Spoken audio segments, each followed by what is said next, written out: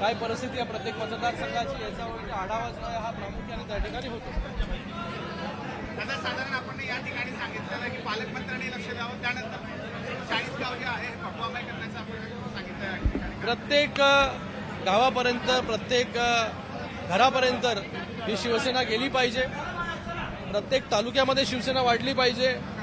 तो कुठलाही तालुका असेल, शिवसेनेची ताकद ही येणाऱ्या काळामध्ये भविष्यामध्ये कशा प्रकारे वाढेल याच्यासाठी सगळ्यांनी मिळून काम केलं पाहिजे.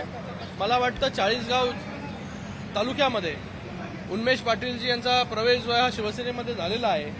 त्यांच्या रूपाने जे आहे ताकद, नवीन ताकद जी आहे शिवसेनेला या ठिकाणी मिळालेली आहे. शिवसेनेची ताकद यापूर्वी या 40 गाव तालुक्यामध्ये होती. आता उन्मेष पाटील आल्यामुळे तिकडे ताकद जी आहे ती वाढणार आहे आणि ज्या काही गोष्टी येणाऱ्या काळामध्ये जिल्हा परिषदा निवडणुका असतील, पंचायत समिती निवडणुका असतील, त्या लढून ताकदीने लढून कशा जिंकता येतील याच्यासाठी देखील पक्ष काम करेल.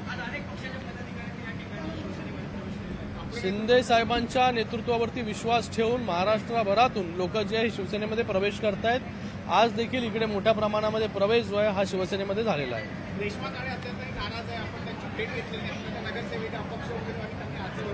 बघा, याच्यावरती प्रत्येक कार्यकर्त्याची इच्छा असते की बाबा निवडणूक जी आहे ती आपण लढली पाहिजे, पण अंतिम निर्णय जो आहे हा पक्षश्रेष्ठी घेत असतात. शिंदे साहेब जे आहे त्याच्यावरती निर्णय जो काय तो लवकर लवकर घेतील.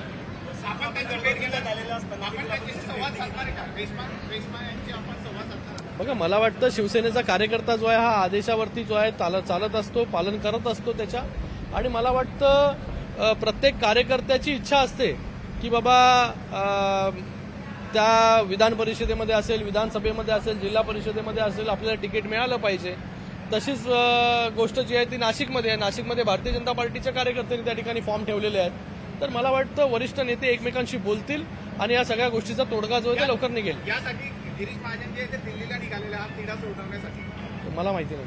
सर, बीजेपी टीव्हीवर म्हणतायत की आमचे नगरसेवक जे आहेत ते 5-5 लाखात उचलले जात आहेत. त्यांचे नगरसेवक आहेत. आता मला तो प्रश्न विचारून काय उपयोग आहे. जनता पार्टीच्या त्या ठिकाणी जंतर मंतरवर आंदोलन सुरू आहे.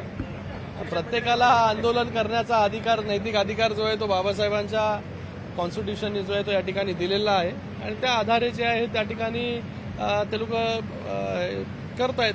परंतु विरोधक असं म्हणताय सत्तेधाऱ्यांकडून आंदोलन चिरडण्याचा प्रयत्न होतोय. आता त्यांना परमिशन वगैरे सगळी दिली पोलिसांनी जंतर मंतरवर आंदोलन करण्यासाठी. तर कुठे आंदोलन वगैरे चिरडण्याचं काम कोण करताय. रेश्मा काळे असं म्हणताय की नाशिकची माघार त्या ठिकाणी संपलेली आहे वेळ, त्यामुळे जळगावच्या माघारीची वेळ देखील संपलेली आहे. नाशिकचा खेळ सुटत नाही, त्यामुळे जळगावचा खेळ देखील सुटत नाही. बघा, ते काय बोलतात मला माहिती नाही, पण पक्ष जो अंतिम निर्णय आणि वरिष्ठ माननीय मुख्यमंत्री महोदय, उपमुख्यमंत्री महोदय ज्या काही गोष्टी ठरवतील त्या गोष्टी या ठिकाणी होतील. दादा, आपण 40 गावची दादागिरी संपेल असं आपण भाषणामध्ये म्हटलेलं आहे. दुसरी आपण एक नाराजगी व्यक्त केली आहे तर युवा सेनाचे इथे 4-5 मुख्य जे आहेत त्यांची नियुक्ती झालेली आहे.